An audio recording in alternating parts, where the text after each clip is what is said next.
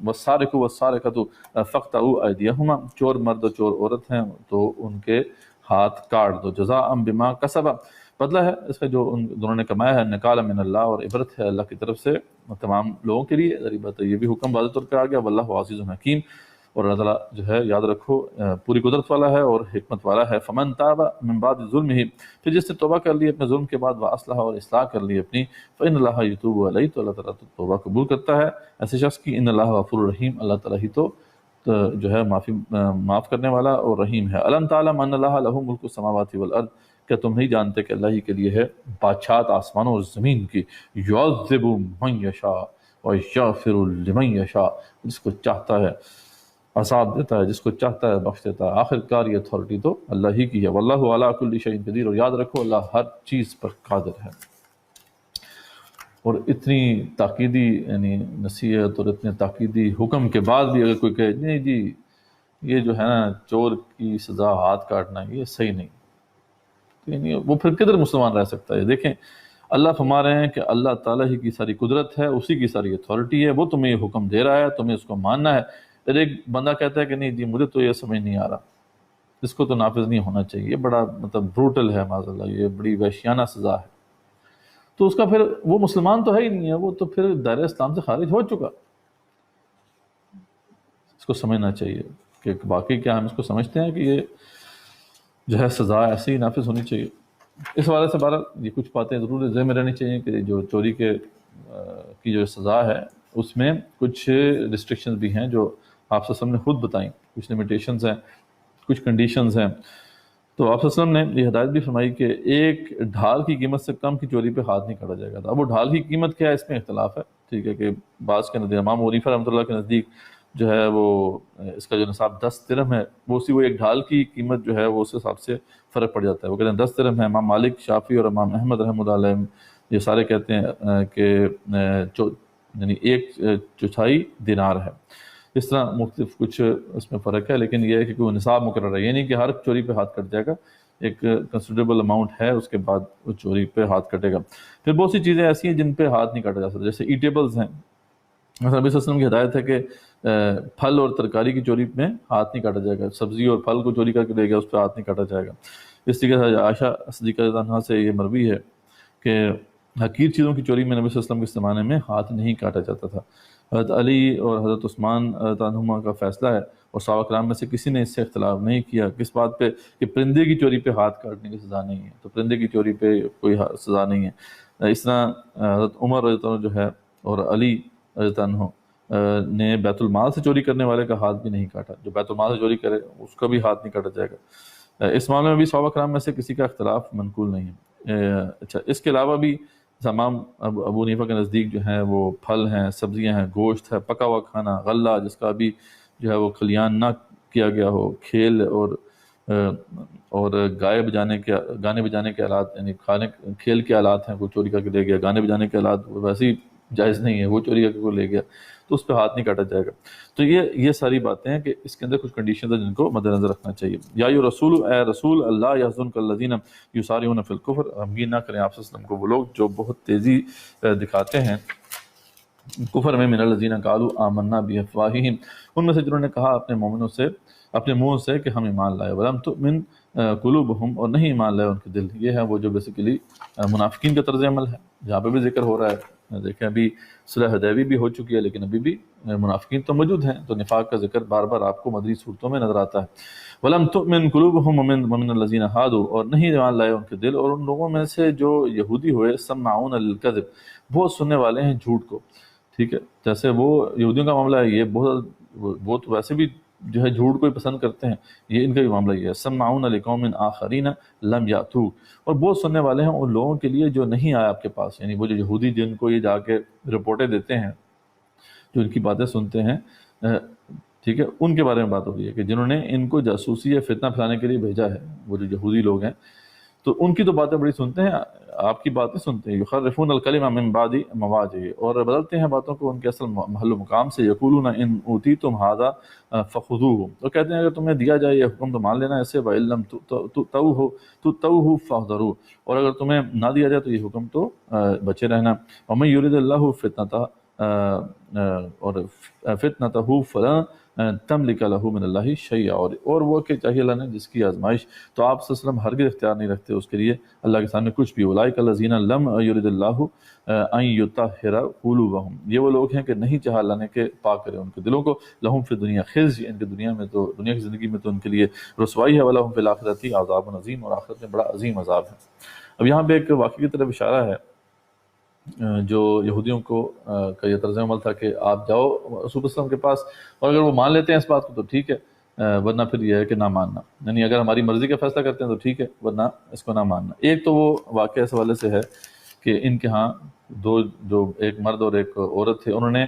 زنا کر لیا، زنا کا ارتکاب کر لیا، اور دونوں تھے شادی شدہ۔ اب اصول تو ان کی شریعت میں بھی یہی تھا کہ ان کو رجم کیا جائے گا، لیکن انہوں نے کیونکہ اپنی جو شریعت تھی اس کو تبدیل کر لیا ہوا تھا، تو ان کے لیے سزا جو ہے انہوں نے رکھی ہوئی تھی کوڑے مارنا اور منہ کالا کر کے بازار میں پھرانا، یعنی ان کو رسوا کرنا۔ تو وہ انہوں نے کہا ٹھیک ہے ایسا کرو کہ رسول اللہ علیہ وسلم کے پاس اس کیس کو لے جاؤ، اور اگر وہ اس سے اپروو کر دیں تو اچھی بات ہے، فبیہا، بڑی اچھی بات ہے، اور اگر وہ اپروو نہ کریں تو پھر نہ ماننا۔ آپ صلی اللہ علیہ وسلم کے پاس جب وہ آئے تو آپ صلی اللہ علیہ وسلم نے پوچھا کہ اچھا تمہاری شریعت میں اس کا کیا، اس کی سزا کیا ہے؟ انہوں نے کہا جی ہماری شریعت میں تو یہ کوڑے مارنا ہے اور رسوا کرنا ہے بس۔ تو یہ بات آپ کے سامنے انہوں نے کی تھی کہ عبداللہ بن سلام کے پاس ہی موجود تھے، جو بہت بڑے جو ہیں عالم تھے، آپ کو پتہ ہے یہودیوں کے۔ انہوں نے کہا کہ رسول اللہ صلی اللہ علیہ وسلم یہ جھوٹ بول رہے ہیں، تو رجم کی سزا لکھی ہوئی ہے تورات کے اندر۔ اچھا، انہوں نے کہا جی کدھر لکھی ہوئی ہے؟ تورات کھول کے دکھائیں آپ۔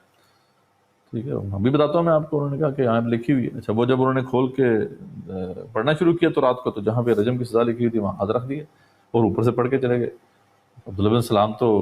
بہت بڑے عالم تھے، انہوں نے کہا یہ ہاتھ تو اٹھاؤ، ہاتھ کے نیچے کیا ہے؟ تو ہاتھ کے نیچے وہی رجم کی سزا تھی۔ تو نہیں، اس طرح دو نمبری کرتے تھے، پتہ بھی تھا کہ لکھی ہوئی ہے، یہ آیت موجود ہے ان کی تورات کے اندر، لیکن یہ کہ اس پہ عمل نہیں کرتے تھے۔ تو اس طریقے سے انہوں نے کام کیا، تو جس پہ اللہ تعالیٰ نے پھر یہ آیات نازل فرمائی۔ دوسرا ایک اور واقعہ بھی بیان کیا جاتا ہے کہ جو یہ خاص طور پہ ان کے دو قبیلے تھے نا جو مدینہ کے اطراف میں، بنی نذیر اور بنی قریظہ، بنی کین کا بھی تھا ایک قبیلہ، لیکن ان دونوں کے آپس میں ایک بڑا پڈا ہوتا رہتا تھا اس بات پہ کہ بنی نذیر یہ سمجھتے تھے کہ ہمارے لوگ جو ہیں ان کی ورث زیادہ ہے، وہ بنی قریظہ کی ورث کم ہے۔ بنی نذیر اپنے آپ کو بن لاوی سے جوڑتے تھے کہ ہم پریسٹ ہوڈ ہمارے اندر رہی ہے اور ہم ایک بڑے اسپیشل لوگ ہیں۔ تو جب کوئی ان کا بندہ مارا جاتا تو اس کی وہ 100 وسق انہوں نے رکھی ہوئی تھی کہ اتنی جو ہے مقدار آپ کو خون بہا دینا ہوگا دوسرے قبیلے کو، جبکہ اس کا بندہ مارا جاتا تھا وہ 50 وسق اس کی دیت دیتے تھے۔ تو یہ جو معاملہ ہوا تو پھر یہ آپ صلی اللہ علیہ وسلم کے پاس لے کر آئے یہ بنی نذیر والے، تاکہ یہ مسئلہ اپروو ہو جائے تو پھر اچھی بات ہے۔ لیکن اصل بات یہ تھی کہ یہ تو آپ صلی اللہ علیہ وسلم کیسے اپروو کر سکتے تھے؟ اسی طرف یعنی ہو سکتا ہے کہ یہ واقعہ بھی ہو۔ تو سماعون للکذب، اور بہت سننے والے ہیں جھوٹ کو، اکالون للسحت، اور بہت زیادہ کھانے والے ہیں حرام کو۔ فإن جاؤک، اور اے نبی صلی اللہ علیہ وسلم اگر یہ آئیں آپ کے پاس، فاحکم بینہم، تو آپ ان کے درمیان فیصلہ کیجئے، او اعرض عنہم، یا اعراض کیجئے، آپ کو اختیار ہے، وإن تعرض عنہم، اور آپ صلی اللہ علیہ وسلم نے اعراض کیا ان سے، فلن یضروک شیئا، تو یہ ہرگز نہ نقصان پہنچا سکیں گے آپ کا کچھ بھی۔ وَإِنْ حَكَمْتَ، لیکن اگر آپ فیصلہ کیجئے ان کے درمیان، تو فَحْكُم بَيْنَهُم بِالْقِسْطِ، تو عدل کے ساتھ فیصلہ کیجئے، إِنَّ اللَّهَ يُحِبُّ الْمُقْسِطِينَ، اللہ تعالیٰ عدل کرنے والوں سے محبت کرتا ہے۔ تو یہ دیکھیں واضح ہو گیا کہ جب صلح حدیبیہ بھی ہوئی ہے، صلح حدیبیہ کے بعد یہ صورت نازل ہوئی ہے، اس وقت تک بھی ابھی صحیح معنی میں وہ ریاست وجود میں نہیں آئی تھی، کیونکہ یہاں پہ دو لاز چل رہے تھے۔ ایک تو لاز وہ تھے جو آپ صلی اللہ علیہ وسلم کے لوگوں پہ لاگو ہوتے تھے، ایک یہودیوں کے اوپر جو ہے وہ ان کی مرضی کے مطابق لا چل رہا تھا۔ تو یہاں پہ بھی یہ کہا جا رہا ہے کہ اگر وہ آپ کے پاس آئیں، یعنی اول تو ان کے پاس اختیار ہے، وہ آپ کے پاس فیصلہ کرانے نہیں آتے تو نہ آئیں، ٹھیک، اگر وہ آتے ہیں تو آپ عدل کے ساتھ فیصلہ کر دیں۔ تو معلوم ہوا کہ وہاں ان کے لیے علیحدہ لاؤ تھا، ان کے لیے علیحدہ لاؤ تھا، تو ایک یعنی الائنس تو تھا ان کا، ایک پیکٹ تو تھا ان کے ساتھ، لیکن صحیح معنی میں ہم جسے کہتے ہیں ریاست، وہ اسی وقت وجود میں آتی ہے جب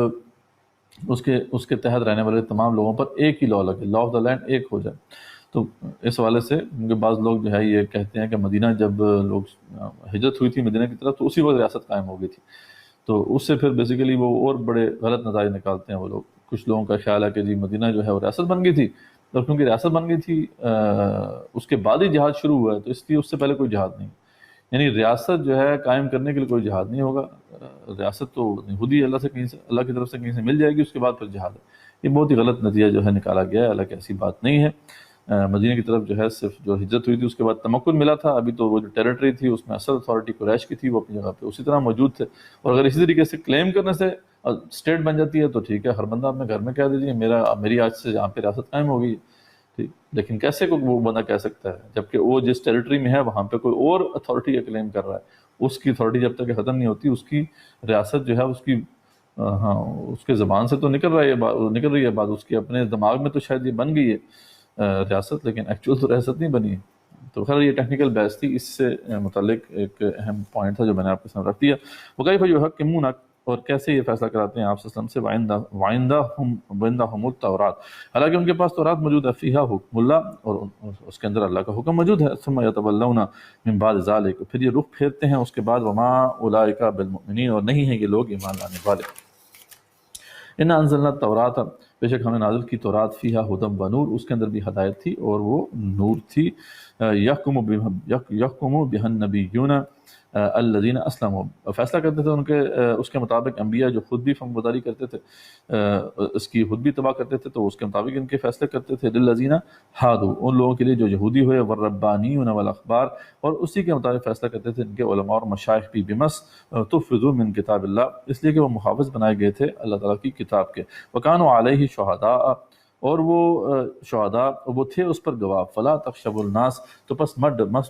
مت ڈرو لوگوں سے، وخشونی، مجھ سے ڈرو، ولا تشتروا بآیاتی ثمنا قلیلا، اور نہ لو میری آیات کی بس تھوڑی سی قیمت، یہی میری انسٹرکشنز تھیں ان کو، ومن لم یحکم بما انزل اللہ، تو جو بھی فیصلہ نہیں کرتا اس کے مطابق جو اللہ تعالیٰ نے نازل کیا ہے، جو بھی اس شریعت کے مطابق جو اللہ نے دی ہے فیصلہ نہیں کرتا، فاولئک هم الکافرون، تو یہی پھر کافر ہیں۔ آج دیکھ لیں امت مسلمہ کی اس وقت اکثریت کا حال کیا ہے، زیادہ تر تو جو اتھارٹیز ہیں امت مسلمہ میں جو موجود ہیں وہ شریعت کے مطابق فیصلے نہیں کر رہے، باقی سب جو لاز ہیں وہ موجود ہیں ان کے مطابق فیصلے ہو رہے ہیں، تو اللہ ہمارے ہیں کہ یہی کافر ہیں، اللہ کے نزدیک یہ اسلام نہیں ہے، یہی وہ شرک فی الحاکمیہ ہے جس کے بارے میں تو شعور نہ ہونے کے برابر ہے۔ اللہ تعالیٰ نے قرآن میں کتنی تاکید سے فرما دیا، یہ میرے احکامات ہیں، زنا کے اوپر 100 کوڑے ہیں، قصاص کا قانون ہے کو قتل ہو جائے، اور چور جو ہے اس کے ہاتھ کاٹنے ہیں،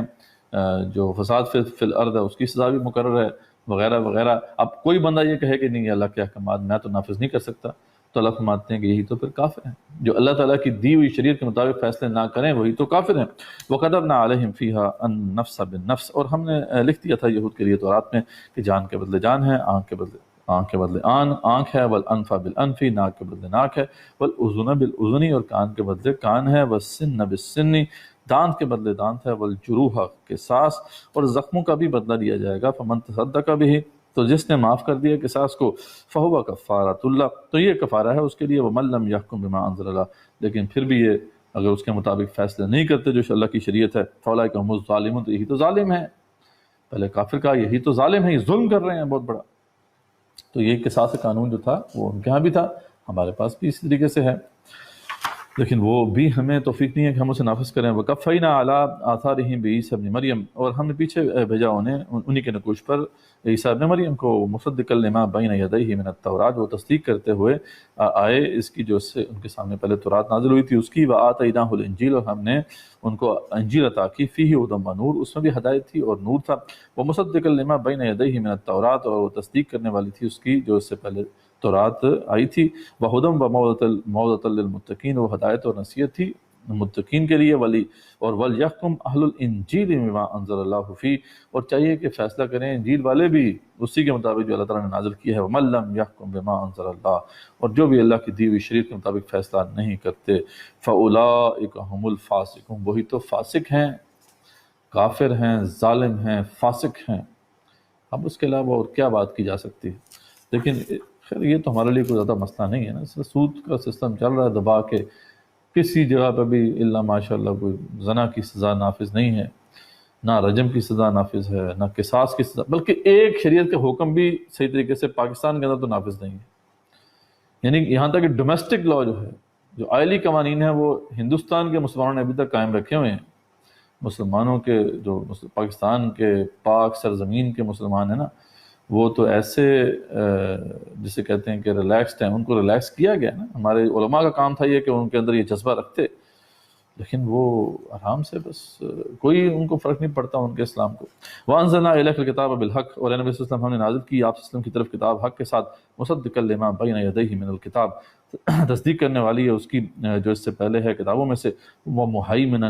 علیہ، اور نگران ہے اس پر، فَحْكُم بَيْنَهُم بِمَا أَنزَلَ اللَّهُ، تو بس فیصلہ کیجیے اب جو بھی اللہ کی طرف سے شریعت آئی ہے آپ اس کے مطابق۔ تو یہاں پہ پھر اب ایک طرح سے وہ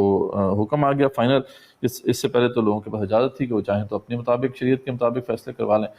فیصلہ کر لیں، اور چاہیں آپ سے کروا لیں، لیکن اب یہاں پہ پھر فیصلہ ہو گیا کہ اب یہ ابن عباس سے بھی یہی روایت موجود ہے، ابن کثیر نے کوٹ کیا ہے کہ اس آیت میں یہ لازمی کر دیا گیا کہ آپ صلی اللہ علیہ وسلم کو ان کے فیصلے اب قرآن کے مطابق ہی کرنے ہیں۔ اب لا آف دی لینڈ ایک ہی ہوگا، اب یہ اتھارٹی اسٹیبلش ہوگی۔ ولا تتبع اہواءہم عما جاءک من الحق، اور پیروی نہ کیجیے ان کی خواہشات کی ہٹ کر اس سے جو آ چکا ہے آپ صلی اللہ علیہ وسلم کے پاس حق کے ساتھ۔ ایک اس والے سے ایک تفسیر عثمانی میں ایک واقعہ بھی ہے اس آیت کے تناظر میں کہ ایک مقدمے میں یہودی علماء ایک فریق تھے، یعنی کسی کو مقدمہ تھا جس میں یہودی علماء ایک طرف تھے، تو انہوں نے آپ صلی اللہ علیہ وسلم کو یہ لالچ دی کہ اگر فیصلہ ان کے حق میں ہو جائے تو وہ مسلمان ہو جائیں گے، اور ان کے اثر و رسوخ سے کافی تعداد میں یہودی بھی مسلمان ہو جائیں گے۔ آپ صلی اللہ علیہ وسلم کو لالچ تھی، تو اللہ تعالیٰ نے یہ آیت نازل فرمائی، یہ ان کی باتوں میں نہ آنا، آپ کو جو حق بات ہے اس کے مطابق فیصلہ کرنا ہے۔ لِكُلٍّ جَعَلْنَا مِنْكُمْ شِرَةً وَمِنْهَاجًا، ہم نے بنایا ہے تم میں سے ہر امت کے لیے قانون شریعت بھی ہم نے طے کیا ہے، اور منہاج بھی دیا، ان کو منہج بھی دیا، طریقہ بھی بتایا۔ وَلَوْ شَاءَ اللَّهُ لَجَعَلَكُمْ أُمَّةً وَاحِدَةً، اگر اللہ چاہتا تو تمہیں ایک ہی امت بنا دیتا، وَلَٰكِن لِيَبْلُوَكُمْ فِي مَا آتَاكُمْ، لیکن وہ آزمانا چاہتا ہے تمہیں اس میں سے جو اس نے تمہیں دیا ہے۔ فَاسْتَبِقُوا الْخَيْرَاتِ، تو پس ایک دوسرے سے آگے نکلو نیکیوں میں۔ إِلَى اللَّهِ مَرْجِعُكُمْ جَمِيعًا، اللہ کی طرف لوٹ کر جانا ہے تم سب کو۔ فَيُنَبِّئُكُم بِمَا كُنتُمْ فِيهِ تَخْتَلِفُونَ، تو وہ تمہیں بتا دے گا جو بھی تم اختلاف کیا کرتے تھے۔ وَأَنِحْكُم بَيْنَهُم بِمَا أَنزَلَ اللَّهُ، اور یہ کہ فیصلہ کیجیے ان کے درمیان اس کے مطابق جو نازل کیا ہے اللہ تعالیٰ نے۔ وَلَا تَتَّبِعْ أَهْوَاءَهُمْ، اور ان کی خواہشوں کی پیروی مت کیجیے۔ وَاحْذَرْهُمْ، اور ہوشیار رہیں ان سے، این یفتنوک، کہیں وہ ہٹانا دیں آپ کو، عن بعد ما انزل اللہ الیک، اس کے کچھ حصے سے جو اتارا ہے اللہ نے آپ صلی اللہ علیہ وسلم کی طرف۔ ان تولوا، پھر اگر وہ رخ پھیر لیں، فعلم، تو جان لیجیے، انما یرید اللہ، کہ اللہ چاہتا ہے، ان یصیبہم ببعض ذنوبہم، کہ سزا پہنچائے انہیں ان کے بعض گناہوں کی، وان کثیر من الناس لفاسقون، اور بے شک بہت سے لوگ تو انسانوں میں سے وہ ہیں جو فاسق ہی ہوتے ہیں۔ افحکم الجاہلیہ یبغون، افحکم الجاہلیہ یبغون، اب یہ ایک بڑا ہی اسے کہتے ہیں نا تھریٹننگ انداز ہے، کہ تم اب جاہلیت کا حکم چاہتے ہو، اس کے بعد کہ اللہ فرمانے میں نے اپنی شریعت تم پہ واضح کر دی ہے۔ افحکم الجاہلیہ، کہ جاہلیت کا حکم چاہتے ہو۔ ومن احسن من اللہ حکما لقوم یوقنون، اور کون زیادہ بہتر ہے اللہ سے فیصلے میں اس کے لیے جو یقین رکھنے والا ہے۔ یہ تو وہی ہو سکتا ہے نا جو اللہ پہ ایمان رکھنے والا ہے ہی نہیں ہے، یقین رکھنے والا ہے ہی نہیں۔ اور اس پہ پھر جو ابن کثیر نے جو حاشیہ لکھا ہے پڑھنے والا ہے۔ بہرحال میں آپ کے سامنے وہی ابن کثیر نے جو کہا ہے وہ پیش کر دیتا ہوں، اور آپ خود انالیسس کر لیں کہ آج ہمارا حال کیا ہے اس امت مسلمہ کا۔ اس زمانے کی بات ہے کہ جب یہ تاتاری نئے نئے مسلمان ہوئے تھے، اب وہ پتہ تاتاریوں نے حملہ کیا تھا، خلافت بنو عباس ختم کر دی تھی، اس کے بعد کے حالات ہیں جس میں ابن تیمیہ بھی موجود تھے رحمۃ اللہ علیہ، انہی کے شاگردوں میں ہے ابن کثیر رحمۃ اللہ علیہ۔ تو یہ اس سینیریو میں یہ بات کر رہے ہیں کہ یہ تاتاری جب مسلمان ہو گئے شروع میں، تو انہوں نے صحیح مسلمان نہیں ہوئے تھے، تو شروع میں انہوں نے قرآن کو نافذ نہیں کیا، اپنے اپنے علاقوں میں انہوں نے یاسک نافذ کر لی تھی، وہ جو تجھ کے چنگیزی تھا بیسیکلی، وہ کچھ احکامات کا مجموعہ تھا۔ تو اس حوالے سے وہ کیا کہہ رہے ہیں، اس کے بعد جناب باری تعالیٰ ان لوگوں کا ذکر کر رہا ہے جو اللہ کے حکم سے ہٹ جائیں، جس میں تمام بھلائیاں موجود اور تمام برائیاں دور ہیں، ایسے پاک حکم سے ہٹ کر رائے قیاس کی طرف، خواہش نفسانی کی طرف اور ان احکام کی طرف جھکے جو لوگوں نے از خود اپنی طرف سے بغیر دلیل شرعی کے گھڑ لیے ہیں، جیسا کہ اہل جاہلیت اپنی جاہلیت تو دلالت اور اپنی رائے اور اپنی مرضی کے مطابق حکم احکام جاری کر لیا کرتے تھے، جو بھی احکامات وہ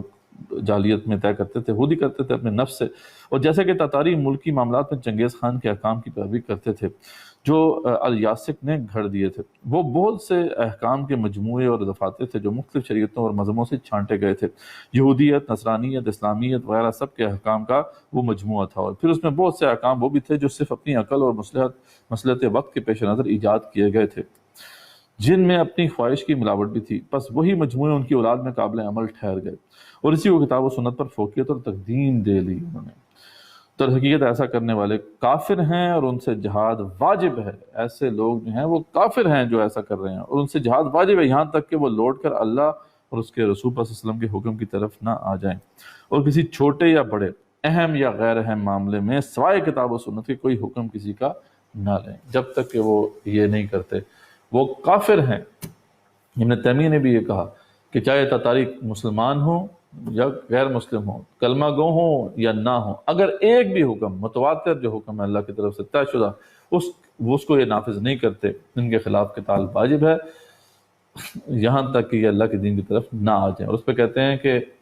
یہ کہاں سے انہوں نے یہ مسئلہ سمجھا؟ ابو بکر صدیق سے، جب انہوں نے مانعین زکوٰۃ کے خلاف جہاد کیا تھا، جبکہ ان سے کہا گیا تھا کہ باقی دین تو مانتے ہیں، صرف زکوٰۃ تو نہیں دیتے، اور بلکہ وہ بھی دیتے ہیں لیکن آپ کو نہیں دے رہے۔ تو اس پہ ابو بکر صدیق نے کیا کہا تھا کہ میں ان کے خلاف جہاد کروں گا، چاہے مجھے اکیلے کیوں نہ لڑنا پڑے، چاہے چرند پتھر پہاڑ انسان اور جن میرے خلاف ہی کیوں نہ ہو جائے، میں ان سے لڑائی کروں گا۔ ابو بکر موجود ہو اور دین میں تبدیل ہو جائے، تحریف ہو جائے، یہ ہو نہیں سکتا۔ تو یا ایھا الذین آمنوا، ایمان والو، لا تتخذوا الیہود والنصارى اولیاء، یہود و نصارہ کو اپنا دوست مت بناؤ، بعضهم اولیاء، بعض یہ تو ایک دوسرے کے دوست ہیں۔ تو اب یہاں پہ خاص طور پر آپ کو پتہ ہے کہ بدر کے بعد جب بنو قینقاع کے خلاف ایک ایکشن لیا گیا تھا، عبداللہ بن ابی جو ہے اس نے بڑی سفارشیں کی تھیں ان کی، حالانکہ اس کے برعکس ہم دیکھتے ہیں کہ جو عبادہ بن صامت تھے ان کی بڑی اچھی ریلیشن شپ تھی ان کے ساتھ، انہوں نے اعلان برات کیا تھا ان سے۔ تو یہ اس طرح کے لوگ موجود تھے جو کہ ان کی طرفداری کرتے تھے۔ وَمَن يَتَوَلَّهُم مِّنكُم، یعنی منافقین میں سے، اور جس نے دوست بنایا انہیں تم میں سے، فَإِنَّهُ مِنْهُمْ، تو بلا شبہ وہ انہی میں سے ہے۔ إِنَّ اللَّهَ لَا يَهْدِي الْقَوْمَ الظَّالِمِينَ، بے شک اللہ تعالیٰ ہدایت نہیں دیتا ظالم قوم کو۔ فَتَرَى الَّذِينَ فِي قُلُوبِهِم مَرَضٌ، اور پھر تم دیکھتے ہو انہیں جن کے دلوں میں بیماری ہے، یسارعون فیہم، وہ دوڑ کر جاتے ہیں ان میں، یقولون نخشی ان تصیبنا دائرہ، کہتے ہیں کہ ہم ڈرتے ہیں کہ آ جائے ہم پر کوئی گردی، اس لیے ہم جاتے ہیں ان کی طرف۔ تو یہ بات ہے، ادھر بھی بنا کے رکھو ادھر بھی بنا کے رکھو، تاکہ اونٹ جس طرف بیٹھے ادھر بھی فائدہ ہی فائدہ ہے۔ فَعَسَى اللَّهُ أَن يَأْتِيَ بِالْفَتْحِ، تو قریب ہے کہ اللہ کے لے آئے فتح، او امر من عند، یا کوئی معاملہ اپنی طرف سے، فَيُصْبِحُوا عَلَى مَا أَسَرُّوا فِي أَنفُسِهِمْ نَادِمِينَ، تو پھر وہ ہو جائیں گے اس پر جو انہوں نے پیٹ چھپا رکھا تھا اپنے جیوں میں بہت ہی نادم۔ وَيَقُولُ الَّذِينَ آمَنُوا، اور کہیں گے وہ لوگ جو ایمان لائے، أَهَؤُلَاءِ الَّذِينَ أَقْسَمُوا بِاللَّهِ، یہ کیا یہ ہیں جنہوں نے قسم کھائی تھی اللہ کی، جہد ایمانہم، زور دیتے ہوئے اپنی قسموں پر، انہم لمعکم، کہ بے شک وہ یقیناً ہمارے ساتھ ہیں، حبطت اعمالہم، تو اللہ فرماتے ہیں ضائع ہو گئے ان کے سارے اعمال، فاصبحوا خاسرین، تو پھر وہ ہو گئے خسارے پانے والوں میں سے۔ یا ایھا الذین آمنوا، اے ایمان والو، من یرتد منکم عن دینہ، جو بھی مرتد ہو گیا اپنے دین سے، فسوف یأتی اللہ بقوم، تو عنقریب لے آئے گا اللہ تعالیٰ ایک ایسی قوم کو۔ دیکھیں بہت ہی اہم آیت ہے، بڑا ہی تھریٹنگ انداز ہے کہ یا ایھا الذین آمنوا، اے ایمان والو، من یرتد منکم عن دینہ، جو بھی تم میں سے دین سے پھر گیا، فسوف یأتی اللہ بقوم، تو پھر عنقریب اللہ تعالیٰ ایسی قوم لے کر آئے گا، یحبہم ویحبونہ، اللہ محبت کرے گا ان سے اور وہ محبت کرتے ہوں گے اللہ تعالیٰ سے، اللہ کے عاشق ہوں گے، اللہ بھی ان سے محبت کرتا ہوگا۔ اذلۃ علی المؤمنین، مومنین کے ساتھ تو بہت نرم خو ہوں گے، اعزۃ علی الکافرین، اور کافروں پر بہت سخت ہوں گے، یجاہدون فی سبیل اللہ، اور وہ اللہ کے راستے میں جہاد کرتے ہوں گے، ولا یخافون لومۃ لائم، اور کسی ملامت کرنے والے کی ملامت کی پرواہ نہیں کریں گے، ذالک فضل اللہ یؤتیہ من یشاء، لیکن یہ اللہ کا فضل ہے، وہ جس پر چاہتا ہے کرتا ہے،